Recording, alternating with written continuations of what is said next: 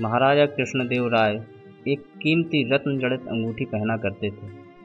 वह जब भी दरबार में उपस्थित होते तो अक्सर उनकी नज़र अपनी सुंदर अंगूठी पर जा टिकती थी। राजमहल से आने वाले मेहमानों और मंत्रीगणों से वह बार बार अपनी उस अंगूठी का जिक्र किया करते थे। एक बार राजा कृष्णदेव राय उदास होकर अपने सिंहासन पर बैठे थे। तभी तेनालीराम वहां आ पहुंचे। तेनालीराम ने राजा की उदासी का कारण पूछा। तब राजा ने बताया कि उनकी पसंदीदा अंगूठी खो गई है। उन्हें पक्का शक है कि उन्हें उनके 12 अंगरक्षकों में से किसी एक ने चुराया है। क्योंकि राजा कृष्णदेव राय का सुरक्षा घेरा इतना चुस्त रहता था कि कोई चोर, उचक्का या सामान्य व्यक्ति उसके नज़दीक नहीं जा सकता था। तेनालीराम ने तुरंत महाराज से कहा, महाराज, मैं अंगूठी चोर को बहुत जल्द पकड़ लूँगा। यह बात सुनकर राजा कृष्णदेव राय बहुत प्रसन्न हुए। राजा ने तुरंत अपने अंगरक्षकों को बुलवाया। तेनालीराम बोले, राजा की अंगूठी आप 12 अंगरक्षकों में से किसी एक ने ली है, लेकिन मैं इसका पता बड़ी आसानी से लगा लूँगा। जो सच्चा है उसे डरने की कोई आवश्यकता नहीं, और जो चोर है वह कठोर दंड भोगने के लिए तैयार रहे। तेनालीराम ने बोलना जारी रखा, आप सब मेरे साथ आइए, हम सबको काली माँ के मंदिर जाना है। राजा बोले, ये क्या कर रहे हो तेनालीराम? हमें चोर का पता लगाना है, मंदिर के दर्शन नहीं कराने। महाराज, आप धैर्य रखिए, जल्द ही चोर का पता चल जाएगा। तेनालीराम ने राजा को सब्र रखने के लिए कहा। मंदिर पहुंचकर तेनालीराम ने पुजारी के पास गए और उन्हें कुछ निर्देश दिए। इसके बाद उन्होंने अंगरक्षकों से कहा,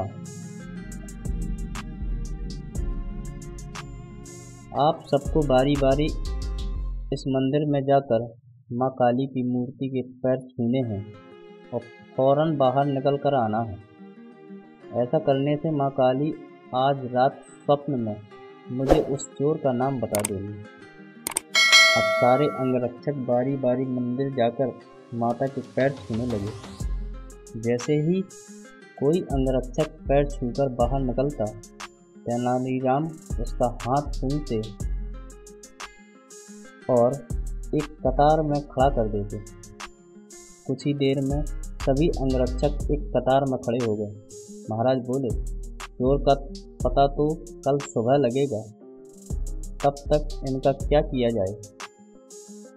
नहीं महाराज, चोर का पता तो लग चुका है। 7वें स्थान पर खड़ा अंगरक्षक ही चोर है। ऐसा सुनते ही वह अंगरक्षक भागने लगा। वहां पर मौजूद सिपाहियों ने उसे धर दबोचा और कारागार में डाल दिया। राजा और बाकी सभी लोग आश्चर्यचकित थे कि तेनालीराम ने बिना स्वप्न देखे कैसे पता लगा लिया चोर का।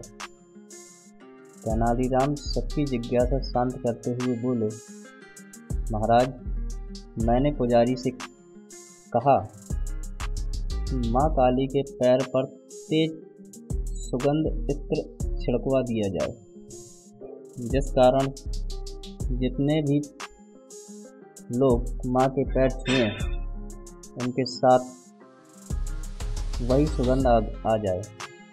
लेकिन जब मैं 7वें अंगरक्षक के हाथ न महके तो उनमें कोई खुशबू नहीं थी, क्योंकि उसने पैर छुए ही नहीं थे। उसने पकड़े जाने के डर से माँ काली की मूर्ति के पैर नहीं छुए। इसलिए यह साबित हो गया कि उसी के मन में पाप था और वही चोर था। राजा कृष्णदेव राय एक बार फिर तेनालीराम की बुद्धिमत्ता के कायल हो गए और उन्हें स्वर्ण मुद्राओं से सम्मानित किया। तेनालीराम की इस बुद्धिमत्ता के लिए महाराज ने राज दरबार में सम्मानित करते हुए उचित इनाम भी प्रस्तुत किया। दोस्तों, आपको मेरी ये कहानी कैसी लगी कमेंट्स में अवश्य बताइए।